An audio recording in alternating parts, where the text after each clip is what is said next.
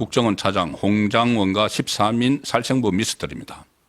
13인 살생부 미스터리.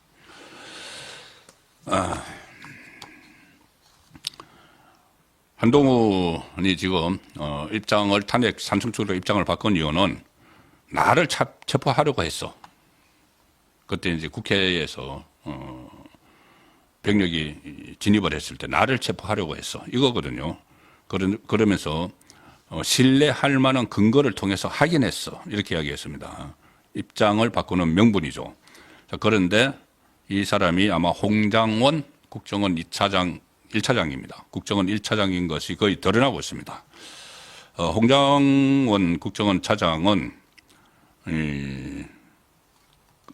원래 오랫동안 이제 국정원에 몸담았던 사람입니다. 어떤 정치권이나 이쪽에 원래 관련이 있었던 건 아니고. 그런데 이 홍장원 차장이 일종의 이 폭로를 합니다. 오늘 폭로를 하는데 어떤 폭로냐 하면은 국정원 1차장이 오늘 정보위, 국회 정보위원회에 출석을 했습니다. 원래 이제 이런 말들이 도니까 정보위에서 좀 대화를 시도를 했는데, 내 그 정보위 가서 이야기를 하겠다. 이렇게 하고 홍장원 국정원 1차장이 정보위로 가서 폭탄 발언들을 막 쏟아냅니다. 이 정보위에서 이런 말을 합니다. 윤석열 대통령이 자기에게 전화가 왔는데, 자, 일단은 이게 홍장원 국정원 차장의 주장입니다. 윤석열 대통령이 자기에게 전화가 왔는데, 그러니까 화요일 날 비상계엄을 선포한 그날, 8시 22분, 저녁 8시 22분에, 홍장원 국정원 차장에게 윤석열 대통령이 전화를 해서, 이렇게 이야기했다고 합니다. 한두 시간 후에 중요하게 할 얘기가 있으니 전화기를 잘 들고 대기하라. 이렇게 지시를 했다고 합니다. 국정원 원장이 아니고 차장입니다. 그렇게 대기하라고 지시를 하고 나서 실제로 한 2시간 있다가 비상계엄이 선포가 됐습니다. 그러니까 선포가 된 후에 다시 윤석열 대통령이 홍장원 차장에게 전화를 했다는 겁니다. 홍장원 차장의 주장입니다. 거기서 이렇게 이야기했다는 거죠. 윤석열 대통령이 국정원 차장에게 이번 기회에 다 잡아들여 싹 다 정리해 라고 말했다. 그리고 국정원 차장에게 국정원에도 대공수사권을 줄 테니 우선 방첩사령부를 도와서 지원을 해. 그리고 자금이면 자금, 인력이면 인력 무조건 도와. 방첩사 쪽에 다 도와주라는 이야기죠. 그런데 여기서 의아한 것이 여기 상당히 앞뒤가 안 맞습니다. 윤석열 대통령이 내 국정원에도 대공수사권을 줄 테니까 방첩사령부하고 협의를 해서 다 잡아들여. 우리가 다 그리고 그 방첩사령부에서 원하면 다 지원을 해줘, 국정원에서. 이렇게 했다는 건데, 대공수사권은 지금 국정원에 있다가 경찰로 넘어갔죠. 그런데 그것은 민주당이 법을 만들어서 넘겨버린 겁니다. 국정원이 대공수사하지 못하도록. 그래서 작년 연말부터 대공수사권이 경찰로 가 있죠. 그런데 이거 대통령이 이거 할 수 없는 겁니다. 대공수사권을 국정원으로 되돌리는 거. 법을 만들어서 해야 되는 겁니다. 그때 총선에서 이 국민의힘이 이기면 제일 먼저 해야 될 게 그 법을 다시 원위치시키는 것이었죠. 그런데 어쨌든 이렇게 이야기를 했다고 주장을 합니다. 홍장원 국정원 1차장은. 그리고 나서 그 다음에 여인영 방첩사령부를 도와라. 이렇게 윤석열 대통령이 이야기했다고 하죠. 그 여인형이라는 사람이 바로 그 충암고 윤석열 대통령 후배 이래서 시비거리가 되고 있는 사람이죠. 그리고 그 윤석열 대통령과 통화를 하고 나서 여인영 방첩사령관에게서 전화를 통해서 체포를 할 사람들 명단을 통보받았다. 이렇게 이야기를 합니다. 그러니까는 윤석열 대통령이 이번 기회에 다 잡아들여 싹 다 정리해 라고 했는데, 그리고 방첩사령부와 협력해 했는데 방첩사령부관이 전화가 왔다는 이야기죠. 국정원 차장에게. 그리고 이 사람들을 체포해야 됩니다 하고 명단을 전화로 불러줬다는 겁니다. 그 명단을 홍 차장이, 이게 지금 국회의 정보위원회에서 한 이야기입니다. 국회 정보위원회에서는 비공개니까는, 실제 비공개니까는, 중요한 국가 기밀에 있어서 비공개입니다. 그러면 그 회의 내용을 여당, 야당 정보위 간사들이 나와서 기자들에게 설명을 해 주는 거죠. 이것도 지금 야당의 간사 역할을 했던 의원이 그 설명을 해 주고 있는 겁니다. 김병기 의원이. 그래서 김병기 의원 설명에 따르면은 이 홍장원 차장이 명단을 이렇게 이야기했다고 합니다. 일종의 살생부 같은 거죠. 이 사람들 다 잡아들여. 그 사람들이 누구냐? 이재명, 우원식, 국회의장 우원식, 한동훈, 그 다음에 민주당 김민석 최고위원, 박찬대 원내대표, 정청래 법사위원장, 조국 대표, 김어준, 정치무당이라고 하는 김어준, 그 다음에 김명수 전 대법원장, 김민웅, 김민석 그 형, 그 거리에서 맨날 그 탄핵 외치는 그 사람 있죠. 그 다음에 권순일 전 대법원장, 그리고 또 한 명의 선관위원을 불러줬는데 기억을 못한다. 아니, 받아 적지도 않나요? 이걸 어떻게 하려? 그러니까 이게 참 이상하다는 거죠. 이 사람들 잡아 넣어 해서 이름을 쫙 불러줬는데 그걸 다 기억을 하라고 했다가요. 했다는 거죠. 아니, 그 정도 되면 문건으로 오든지 아니면 불러주면 문건을 보고 불러주면 문건을 받아서 적어야지 나중에 체포를 하든지 말든지 나중에 뭐 폭로를 하든지 말든지. 그리고 선관위원을 불러줬는데 기억을 못한다. 한국노총인지 민주노총인지 모르겠는데 노총위원장 한 명이 기억난다. 그것은 이제 13명, 다음에 13명 명단을 불러주더라는 거죠. 그래서 홍장훈 차장은 또 이렇게 이야기합니다. 그 불러주는 걸 듣고 미친 엑스로구나 하고 생각을 했다는 겁니다. 그다음부터는 아예 메모하지도 않았다. 그런데 이 메모를 뭐 하지 않았다고 했다가 이 기억이 안 난다고 했다가 어쨌든 이 헷갈리고 있는데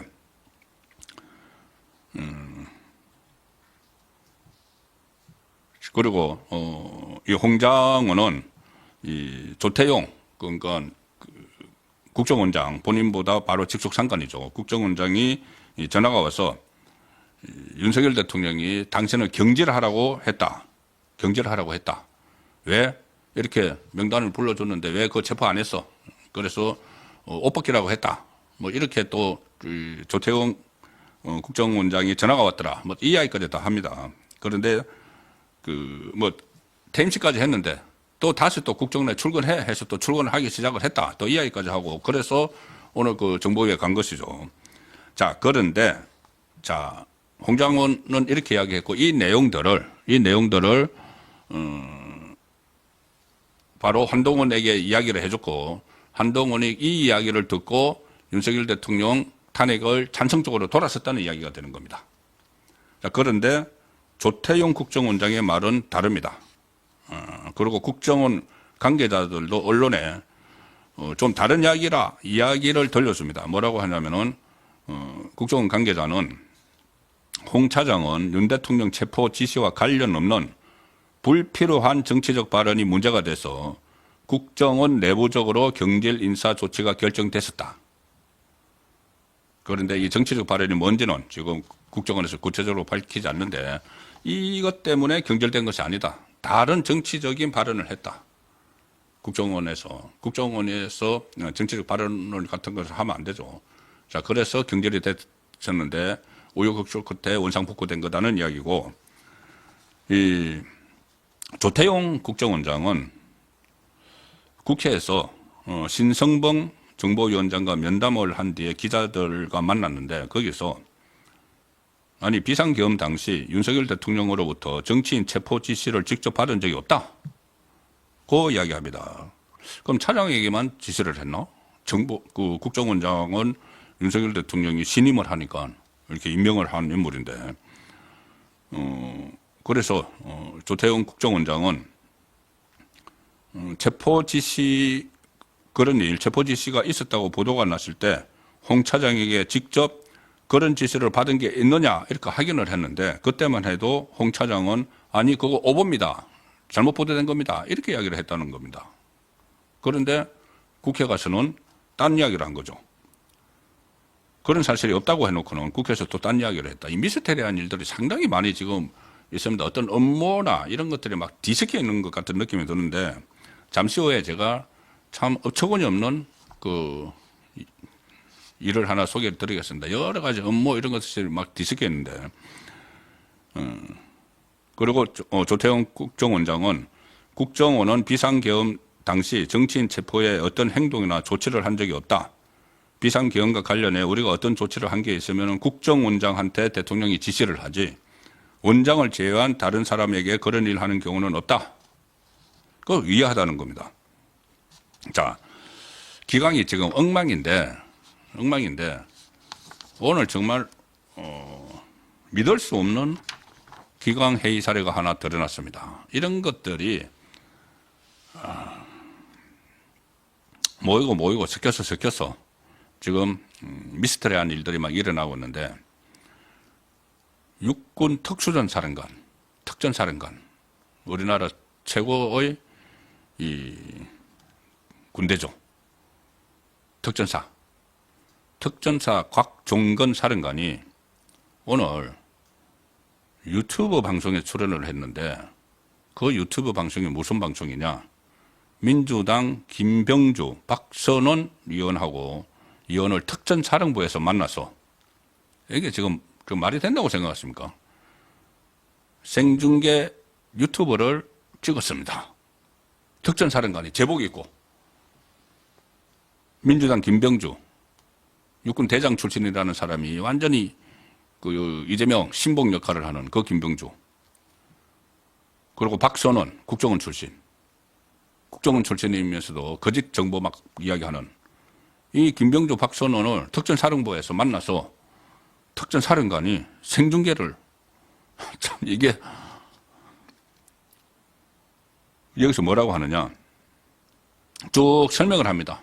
특전사가 어떤 일을 했는지, 그날 3일날 당일에 뭐 최초 임무는 국회 시설을 확보를 했고 인원을 통제하라는 임무를 받아서 들어갔다. 선관위에 들어간 것도 시설 외곽 확보를 해서 관련 장비가 밖으로 나오지 않도록 경비하는 임무였다. 이거를 생방송화하면서 쫙 임무를 지시받은 걸 브리핑을 하고 있습니다. 민주당 의원들에게. 출동이 늦어졌던 이유는 임무 지시를 받았을 때 간부들이 다 퇴근해 있는 상태였다. 비상 소집하고 출동 준비를 갖추고 이동하다 보니 시간이 지체됐다. 이런 말들.